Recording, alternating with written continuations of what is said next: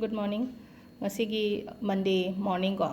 kaino akoi handa haptagi haipetang yengsi ko kai lege haibatu sida aina card ahum khak lothoe ko ahum khak lothok pasida haidi ngatang khanbiro ko haidi 1 consider 2 consider natraga 3 consider an haibado video se am sang aroige adum khetang ten tak na ko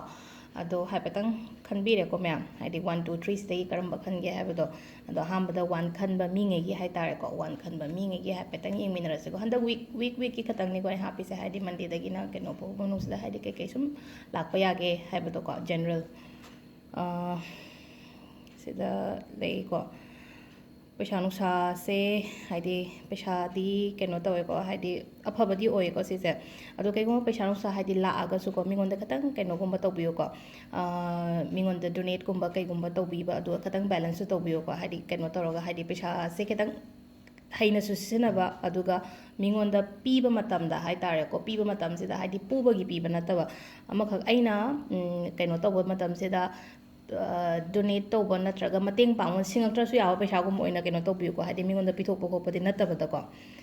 aduga si number 1 gi leire ko aduga number 2 saubigano hadi saubagumba khatang phadabiu ko khatang balance tawna chapiu ko aduga keno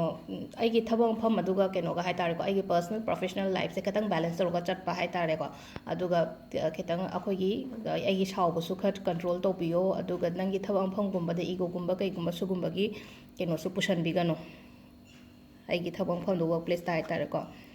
ahum subagi se खितंग वाबदन तवे को हारि थबक से याम सुमंदना अदो सिदा इन हाइगदबा हाइरगदि को मी से खितंग nga tharaga lepaga leise sida इन हाइगदबा न हाइरगदि मतम खतंग kai thokbiyo isagi damakta haidi thabak to shobado haidi ko खतंग mayam da खतंग haidi imungi thabak makta oire khara yenthokpi ba haitar ko khara yenthoga ithanda haidi apangwagi type ta haitare ko ithanda pangbi type ta ithanda shugano aduna hajik se ta sengna haidi ware tawningaktre ba thabak se thabak yam sumandana aduna khetang isagi damakta matam lothokpiyo nomagi ayukta pung amamam kai thokpiyo ayukta pung ai loina makini ko haise si khetangi si card si khetangi nate ko ayukta pung amam kai thokpiyo haise haidi isagi oina ayukta pung amam kai thokpiyo ai suppose haidi pung 5 dhawgalena khalase bako mari dhawgalpiyo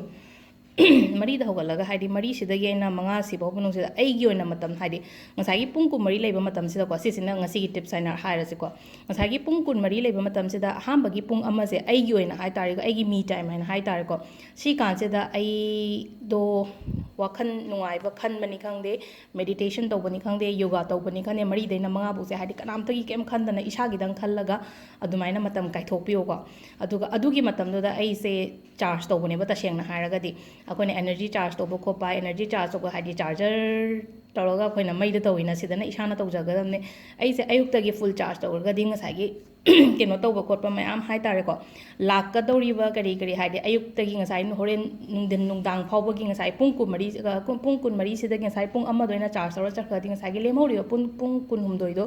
फजना चटनबगी दमकता हाइतारे को अदुगा फताउदी दगी कैका हाइदे लेनो को negative energy कैका सुगुम्बा ma'am से दगी detach तौगे खोदके हाइरगदी मीगी दमकता हाइदे फतबा ngang अदुगा तासु तारुनो Meena ngang मतंदा suppose हाइदे थबक तौमिनबा मी अमना हाइदे लाए नत्रगा इमो नोंगी मागी complain पुरगा लाए न खलसे आइगी नाक्सिदा को अदाय कांदुदा हाइदे तानिंगद्रगदी लेनो को हाइदे अदु आइनसु ngangbirudो अदु माना ngangbदुसु को आई ngasi केनो तवे हाइदे अतोपा वारी ओइना सासे खोचे हाइना मागी वारी दो कथलो को अदाय कांदुदा हाइदे आइगी ओइना ngसाइगी आइना ngसा अयुक्तगी एनर्जी चार्ज तरोगा लाइबा खोलिबा मैम दो हाइदे अदाइना नेगेटिविटी दो चंगहनदबा वानी दसिदा आइना हाइगदबा ना हाइरगदी को अदुगा अखोगी कैनो तौबा अयुकी चाइजांग थोंग मतम सिरसु वखन खतंग नुंगाइना थोंबियो को हाइदे फतबा के का खनबिदबा हाइतारे को ngसाइ थोंगिबा चाक मैम दो आइगी अंगांगना आइगी फैमिली ना चादोइनेना हाइदे खबै दो ओटबा मतम दो चिंता तरोगा ओटलगदी ngसाइगी थुमुरोक थाकपदौना अदुम थाकचंग्रदोइने ngसाइगी थॉट्स मैम दो हाइतारे आइगी थॉट्स फतबा मैम दो अदुना ngसाइगी खबै इंजांग ओटलिङै टाइमिंग दुदा हाइदे अफबा वखन अफबा कैनो ओइना खनबियो को हाइदे ग्रेटिट्यूड गुम्बा ओइना पे तोबिबा हाइतारे को याम अखो आइगी इमुंगसे हाइदे यामना शांति लैये को खोले को हाइदे दुमाइना वखन दो दुमाइना तोबिबा हाइतारे को अदो वीडियो से याम सांगहलरोइगे ngasiगी जे लोइसिलासे को मैम थैंक यू